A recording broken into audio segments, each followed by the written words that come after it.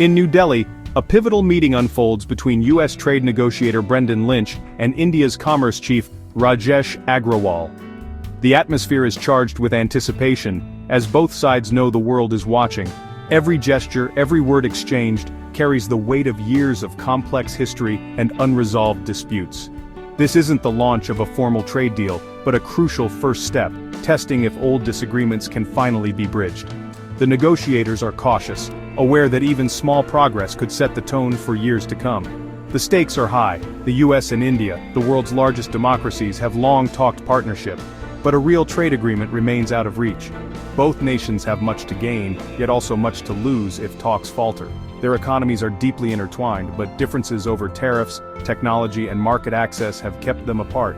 Today's dialogue is a test of political will, aiming to turn shared values into real economic gains. It's about building confidence, not just between governments, but also among businesses and citizens who hope for new opportunities. Both nations face a shifting global order, China's rise, the Ukraine conflict, and pandemic aftershocks, making their partnership more vital than ever. The world economy is in flux, and alliances are being tested on every front. This meeting is about more than tariffs. It's a signal that both sides recognize what's at stake. It's a chance to show flexibility, to listen, and to find common ground where it once seemed impossible. The goal isn't a deal today, but to build trust and lay the groundwork for future negotiations. Trust, once established, could open doors to deeper cooperation in technology, energy, and security. If successful, this quiet conversation could finally unlock the promise of a true US-India economic partnership, one that could reshape not just their futures but the global balance of power. To understand today's cautious optimism, we need to look back at the events that shaped the current US-India relationship. We must revisit why talks broke down, and how a promising partnership was suddenly thrown into uncertainty. The Trump administration's 50% tariff on Indian goods, tied to India's Russian oil and arms purchases, triggered a trade war that rippled through both economies and soured diplomatic ties. India saw the tariffs as unfair and an attack on its sovereignty, refusing to abandon its strategic autonomy or compromise on its national interests. The fallout was swift, negotiations collapsed, rhetoric escalated, and hopes for a deal vanished almost overnight, leaving both sides frustrated. Yet, diplomatic freezes rarely last forever. Behind the scenes, quiet conversations continued, keeping the door open for future engagement. Recently, both sides have softened their tone, signaling a willingness to move past the deadlock. Trump and Modi exchanged positive messages, expressing hope for renewed cooperation and mutual benefit. The new U.S. ambassador nominee expressed confidence in a resolution, emphasizing the importance of the U.S.-India partnership for global stability. Even former critics in Washington now signal a willingness to re-engage, recognizing the strategic value of closer ties. The stage is set for a reset, but deep divisions remain, and trust must be rebuilt step by step. Can goodwill and renewed dialogue overcome the scars of the past year, or will old wounds continue to shape the future? Trade disputes aren't just headlines, they hit real people, affecting lives and livelihoods in ways that rarely make the news. Behind every policy decision, there are families and communities who feel the impact most. The U.S. tariffs devastated Indian industries like garments, shrimp, and jewelry, threatening millions of jobs and pushing many small businesses to the brink of closure.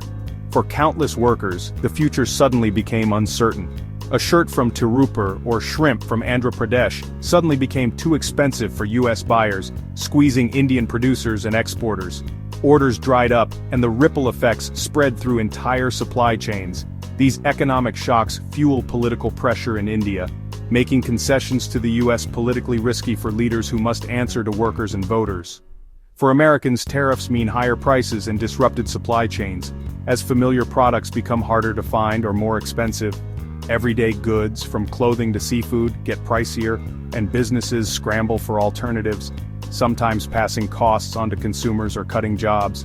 The pain is shared on both sides, but the stakes are highest for Indian workers and farmers, whose livelihoods depend on exports. Their livelihoods are now a central, non-negotiable issue in the talks, shaping the direction of negotiations and the future of trade relations. The challenge, finding a path that protects jobs and communities without derailing trade, so that growth and opportunity can continue on both sides. Agriculture is the biggest stumbling block in US-India trade talks, and it's an issue that has persisted for years. The US wants access to India's vast market for its farm products, but India fiercely protects its small farmers, who depend on agriculture for their livelihoods. American agribusiness is powerful and heavily subsidized. Indian agriculture is fragile, dominated by millions of smallholders working on tiny plots. Opening up could devastate rural India, risking mass unemployment, social instability, and widespread unrest. The dairy sector is even more sensitive, tangled in religious, cultural, and traditional beliefs. For India, food security and farmer protection are absolutely non-negotiable. For the US, free trade means all sectors, including agriculture, must be included in any agreement. Bridging this deep divide is the toughest challenge negotiators from both sides face today. For a true breakthrough, both sides must be willing to compromise and find common ground. The US may need to accept gradual access to Indian markets, starting with less sensitive products and sectors, allowing time for adjustment. India, in turn, should lower some trade barriers and improve protections for American businesses, making it easier for them to operate and invest. A phased, reciprocal approach could build trust, create momentum, and demonstrate commitment on both sides.